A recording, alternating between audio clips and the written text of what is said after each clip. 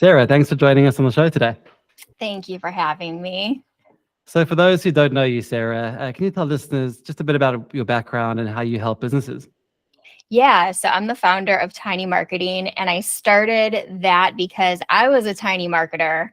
I worked for a 7-company group as a one-person marketing department, and I felt so overwhelmed and just crying in my cubicle until I came up with a way to make it work when I didn't have a big budget and I didn't have any team.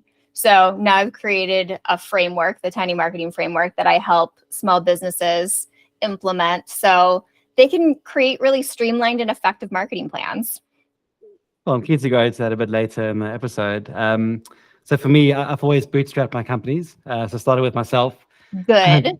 kind of done the marketing myself, been there. And it's really hard to juggle, like if you're trying to build a product, trying to do sales, trying to do marketing. So, like, what made you decide to focus on marketing as a place to kind of focus on helping small businesses? That was always my thing. Yeah. I've been in marketing since 2008.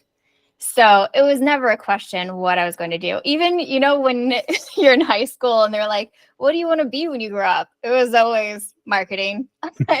I love the combination of being like the business mind with it, but with the story elements that you're solving a problem and you're creating this community and story around it with marketing. So you've obviously worked with numerous startups over the years. Mm-hmm. What's a common challenge that you've seen kind of early stage founders face, and how did you help them overcome those challenges? Yeah, the biggest challenge that I've seen is they're not in their zone of genius when it comes to marketing. They're good at their thing. They're amazing at their thing. That's why they started a business, but now they have to wear every single hat and it doesn't quite work for them. And you're just so stretched thin at that point. You need to have a really streamlined marketing system that's customer focused, like understanding your customer, and then a system so you can actually implement it and make it work. And it doesn't just like catch on fire. You never do anything with it again. So at what stage would you recommend someone sort of brings you in versus hires someone to do the marketing for them? The early days, a lot of my clients are under 30 million. So if you're going to bring in, I would say at the 3 million point, that's when you start hiring and outsourcing and bringing in those people. And then like the 2.5 million and under is a good point to start to learn it and build out a system and bootstrap as much as you can until you have that revenue to be able to afford outsourcing it more. Yeah, I guess one mistake I made at Sendable in the early days was obviously just me, and I was bootstrapping. And my first hire was a junior intern who joined the company in marketing. And I found myself just so stressed trying to kind of train that person up. But I couldn't actually let go of things. I couldn't delegate enough. Yes, that's a huge problem. You are not alone in that. So is it common that people just kind of hire the junior people first and then build bottom up rather than top down? Is that what you'd say is a common issue? Yeah. It is a mistake that a lot of people make, is wanting to have that internal hire because I guess you feel like they might have more and they're more invested in your company. They'll stick around longer. When that's really not the case. What you need as a founder is somebody who knows, who can own marketing and doesn't need to be guided. So I would definitely say outsource marketing until you can hire someone who's high level and can handle the strategy aspect of it. And then that person can find the right people to outsource to for simpler things.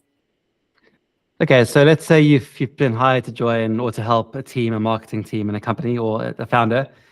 What is like a very common issue that you come across? Like what's the most common thing you see when you go into a business? Yeah, well, it's two different things depending on which situation you're in. If I'm supporting the marketing department, a lot of times it's too many people that are the person that says yes or no.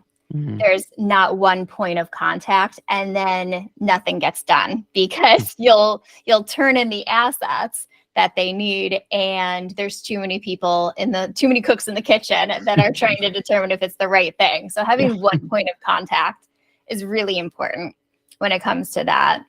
And then for founders, it's really letting go is a struggle that they have, because it's their baby. That's completely understandable.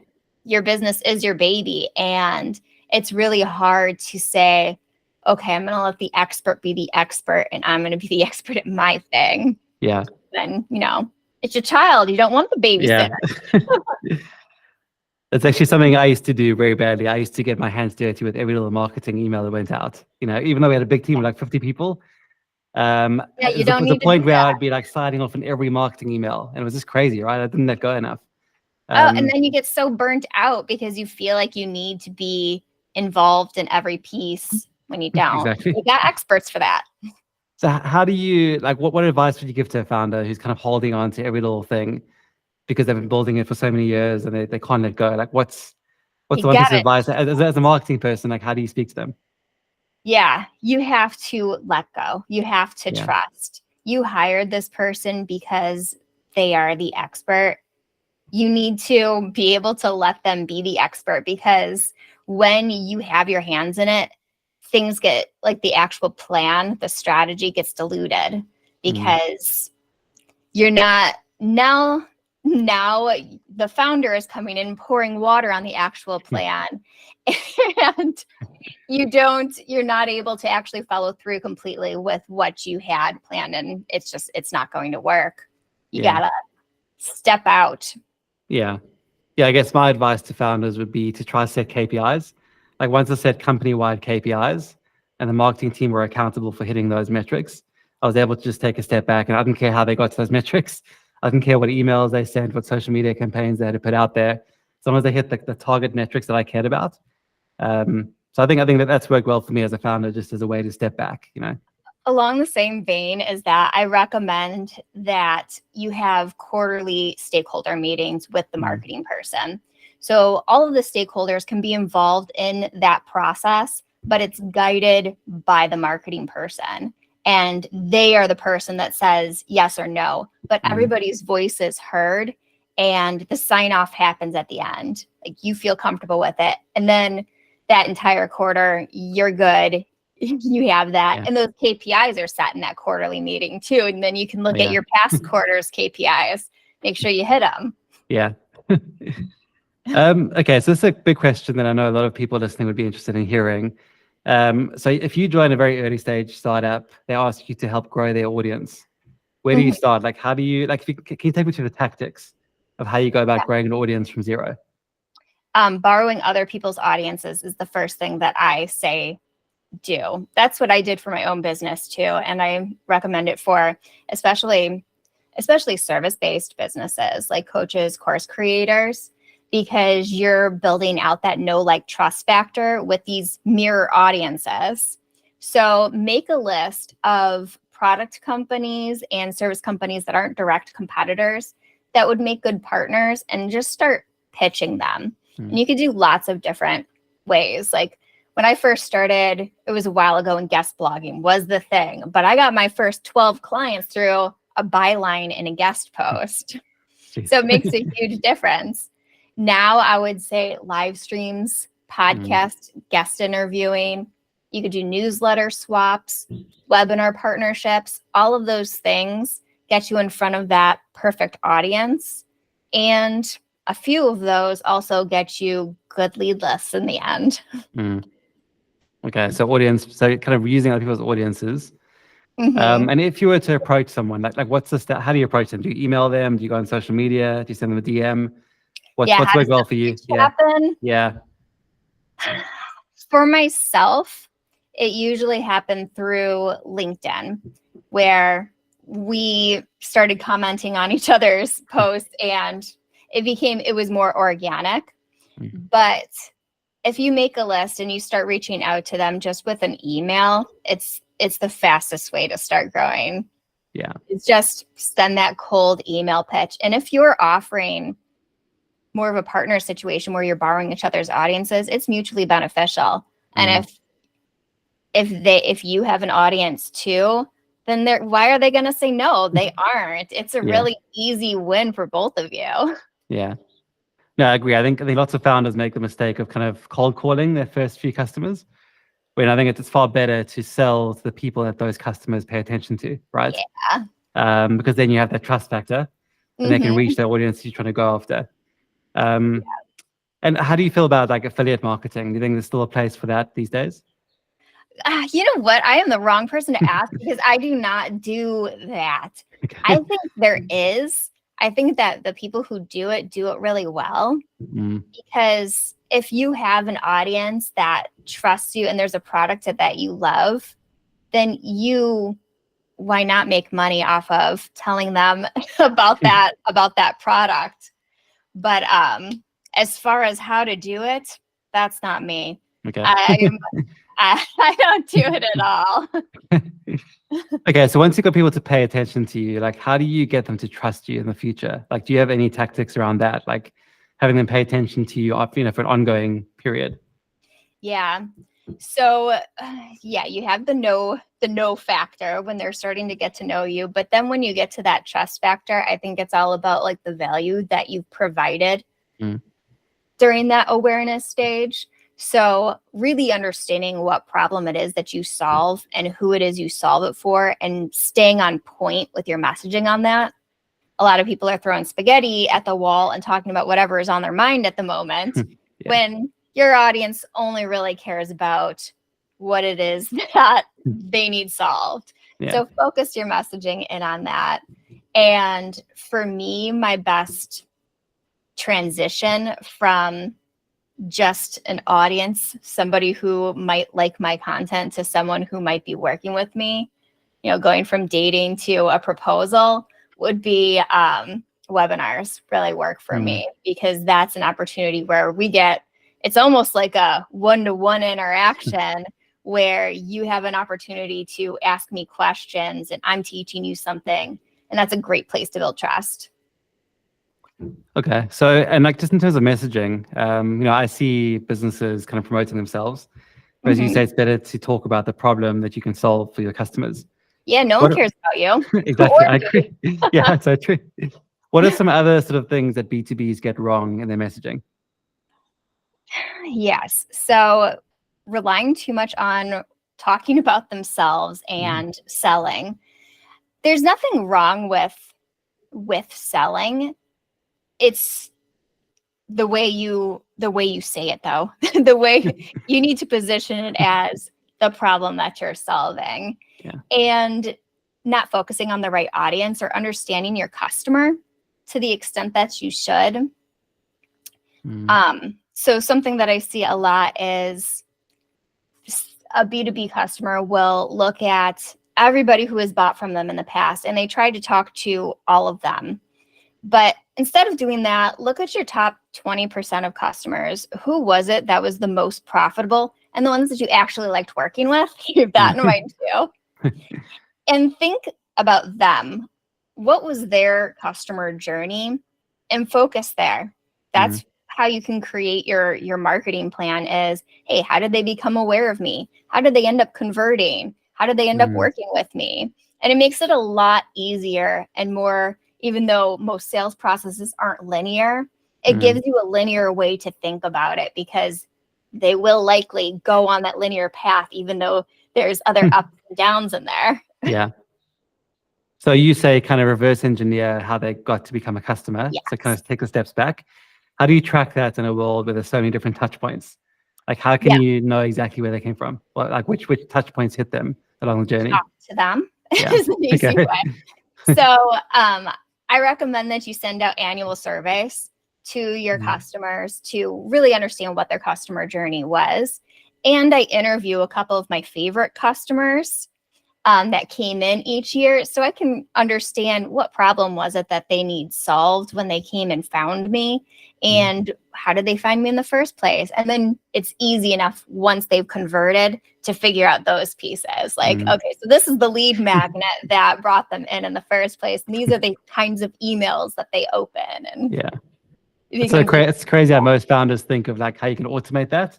but the best way is just to speak to people, right? Kind of Yes, like how you it's said, yeah, honestly, I just pick 3. That's yeah, like 20 minutes of time that's each, it. and it gives me so much information. So you've created something called the Tiny Marketing Framework. Can you Yes. explain what it is and how it works? Yeah. So this is the framework that I created when I was at that 7-company group because I was overwhelmed and I needed something. So now I've been teaching it to small businesses, but it's basically starting with an 80-20 marketing plan. Super simple. And it's basically what I just described. Look at your top 20% of your customers. 80% of your marketing plan should be focused on them. And then that other 20%, think of it like a lab, a marketing lab. Allow yourself that amount of time every quarter to test out something new that you're interested in trying and seeing if it works. So 20% lab, 80% your ideal customer. It starts there. And then, so that's the streamline aspect of it. And then systematizing, creating a batching schedule, creating templates wherever you can, and a repurposing plan.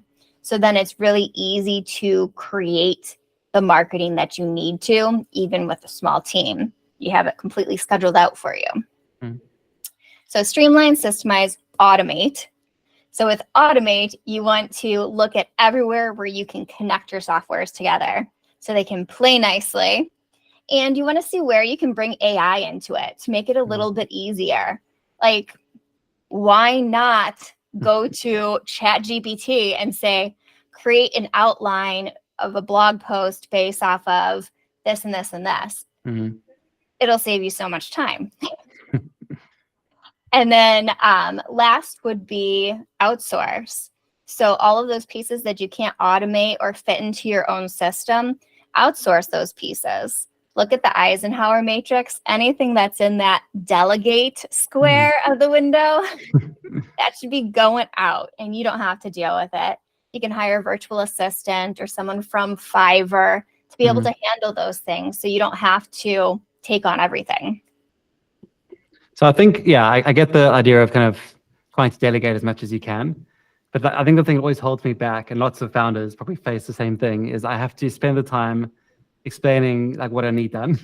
Like if I have to have a product video, I have to have a product video done. I have to train the person on the product first. Are there any like shortcuts to kind of delegate more effectively in terms of, So that would fall into the systematize section of the framework, where you're creating templates, and those templates also would be living in your project management tool. So anytime that you need something done for a specific task, like you talked about a video, that template's already built and you can assign it to that person. And all you have to do is drop those assets that they're going to need into that tool. Like I use Teamwork. All I would do is drop it in the message, and then they have everything that they need. Yeah. So that makes it a lot easier. And then having guidelines that they can use. So if you have documented guidelines, like this is our voice and tone. These are the colors, the fonts, the way we want to come across. So just having those documented guidelines will help a lot and save you so much time. Cool. That makes sense. Just in terms of video adoption, so I touched on video as the example, but how are you seeing some small businesses approach video with TikTok and kind of short form video? What do you recommend to them? I know businesses are fearful of being on camera. What's your strategy to help them kind of bring video into their marketing strategy? Yes. So for these small businesses that don't have a lot of resources, I say repurpose as much as you can.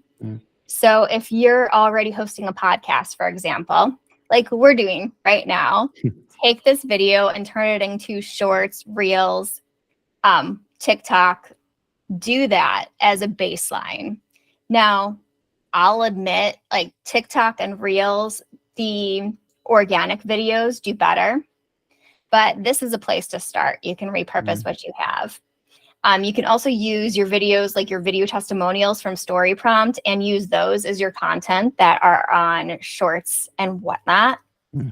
And then when it comes down to creating more organic video in vertical format, just batch some time. Say you spend 1 hour a week creating those videos and then schedule them out so you don't have to think about them anymore. Use tools like CapCut which makes it really easy, or just script, where you can make them pretty and on brand, and it's super simple. Just schedule them out. And I guess from the businesses that kind of the business owners that you work with, are you getting content from them or from their teams? Like, what sort of video are you putting out? Is it from the marketing team predominantly? Yeah, so I work with some small businesses where the owners feel comfortable enough being on video. Those are great. So they'll send that content to me. I love that story prompt. You can automate this process, and you can give them the prompts and say, okay, create a video on this topic, and then they can send it right through there. That's amazing. And then for my customers that don't feel comfortable on video, we'll do something with like Descript, where we can maybe use like slide decks or like, an arrangement of graphics to be able to make the real work. Yeah. And how do you find the video performs compared to like images and text in your experience? For verticals, definitely the face videos do much better than everything else. Oh, really? Yeah. Yeah.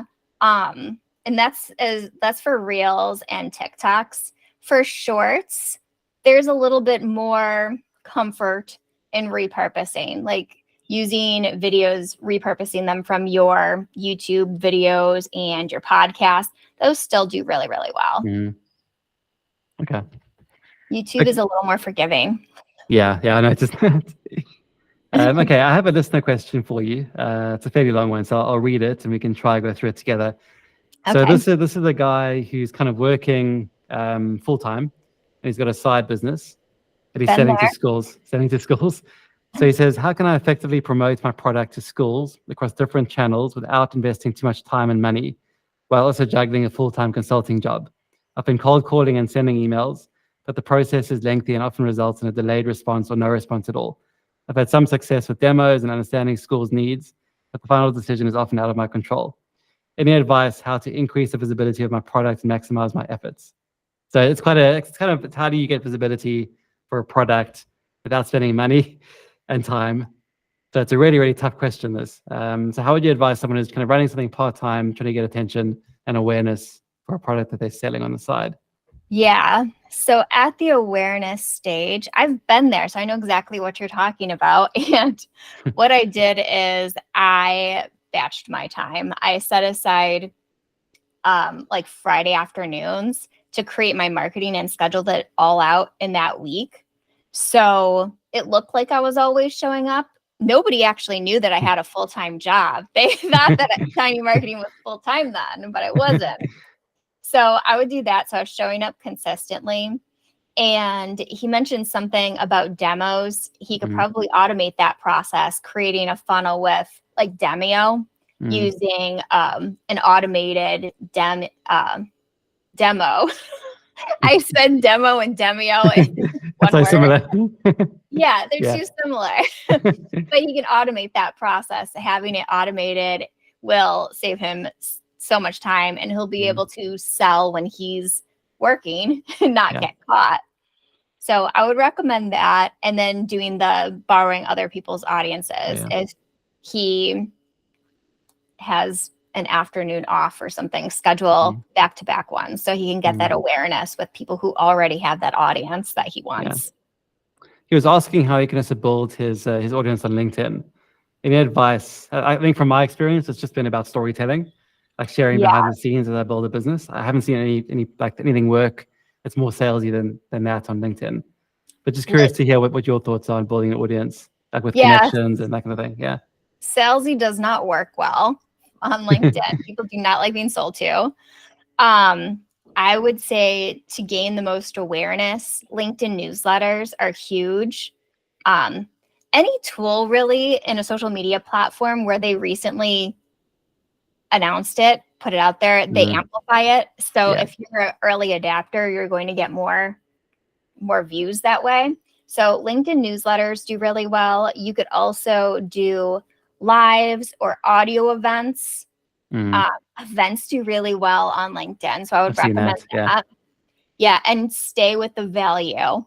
All of your Mm. content should be about like that problem that you solve and not trying to sell. Yeah.